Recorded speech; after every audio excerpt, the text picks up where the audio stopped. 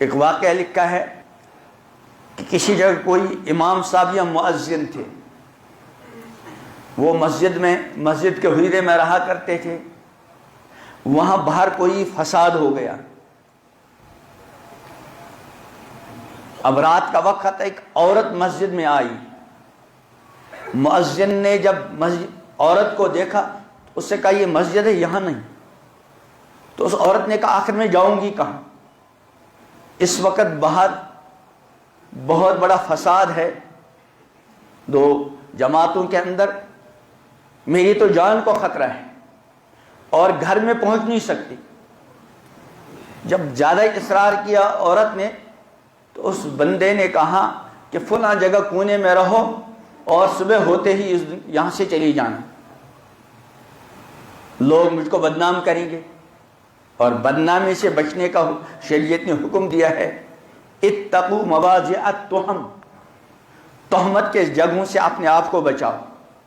اور ویسے بھی امام الانبیاء حضرت محمد عربی صلی اللہ تعالی علیہ وسلم کا فرمان ہے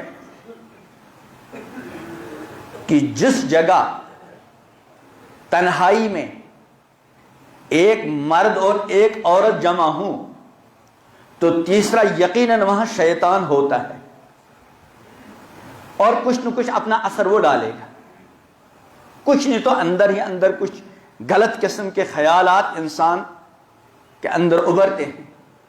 اس لیے حتی الامکان انسان کو تہمت کی جگہوں سے بھی بچنا چاہیے، اور جہاں نفس و شیطان کے بہکاوے کا خطرہ ہو وہاں انسان اپنے آپ کو بچاتا رہے۔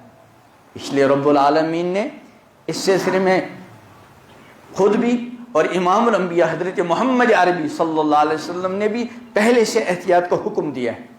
چنانچہ قرآن پاک میں جو حکم دیا گیا مردوں کو بھی عورتوں کو بھی اپنی نگاہ جھکائیں، تو ظاہر بات ہے یہ احتیاط ہی کی تعلیم، جہاں نظر اٹھی انسان کے لیے پھر خطرات ہی خطرات ہو گئے۔ تو حتی الامکان انسان کو چاہیے تہمت کی جگہوں سے بچے اور اپنے نفس پر کبھی بھروسہ اور اعتماد نہ کرے۔ بہرحال اس بندے نے اس خاتون کو کہا، پہلے بہت سمجھایا لیکن نہیں مانی اور حالات بھی ایسے تھے، تو کہا فلاں جگہ کونے میں رہو۔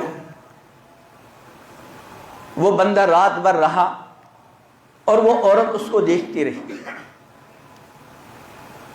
اس زمانے میں چراغ ہوتے تھے، اس عورت نے دیکھا یہ امام صاحب تھے یا مؤذن تھے، یہ بار بار بیچ بیچ میں اپنی انگلی اس چراغ کے اوپر رکھتے تھے اور پھر ہٹاتے تھے۔ جب صبح اذان کا وقت ہو گیا تو یہ مؤذن اٹھے اور اس خاتون سے کہا تم اس وقت چلی جاؤ، وہ جو باہر کے خطرات ہیں وہ بھی ختم ہو گئے، اور اب چونکہ لوگ نماز کے لیے آئیں گے اور آپ کو یہاں میرے ساتھ تنہائی میں دیکھیں گے تو پتہ نہیں میرے بارے میں کیا کیا الزامات لگ جائیں گے، اس لیے آپ یہاں سے چلی جاؤ۔ اس خاتون نے کہا میں نہیں جاؤں گی جب تک کہ آپ مجھے ایک بات کا جواب نہ دو۔ اس امام صاحب یا مؤذن نے کہا کیا؟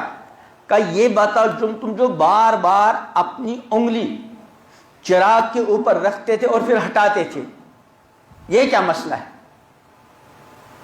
اس نے ٹالنے کی کوشش کی، تم اپنا کام کرو، تم کو اس سے کوئی لینا دینا نہیں۔ کہا نہیں میں نہیں جاؤں گی جب تک یہ نہ کہو۔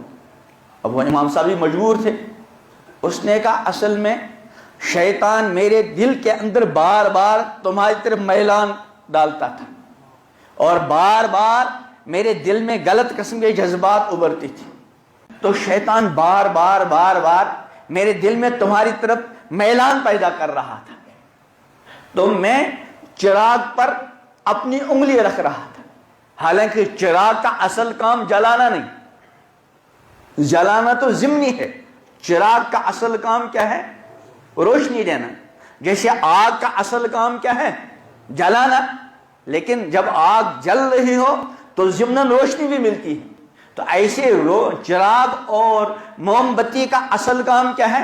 روشنی دینا، لیکن کچھ نہ کچھ حرارت اس کے اندر ہوتی ہے۔ تو اس نے اس عورت کو کہا میں اپنی انگلی بار بار چراغ پر رکھ رہا تھا اور جب ذرا سی تپش ہوتی تو میں انگلی کو ہٹاتا اور اپنے نفس کو مخاطب کر کے کہہ رہا تھا، اے نفس، جب تم چراغ کی ذرا سی گرمی، جس کا کام اصل جلانا نہیں، جس کا اصل کام روشنی دینا ہے، اس کی ذرا سی گرمی کو تم برداشت نہیں کر رہے ایک لمحے کے لیے، تو جہنم کی آگ کو کیسے برداشت کرو؟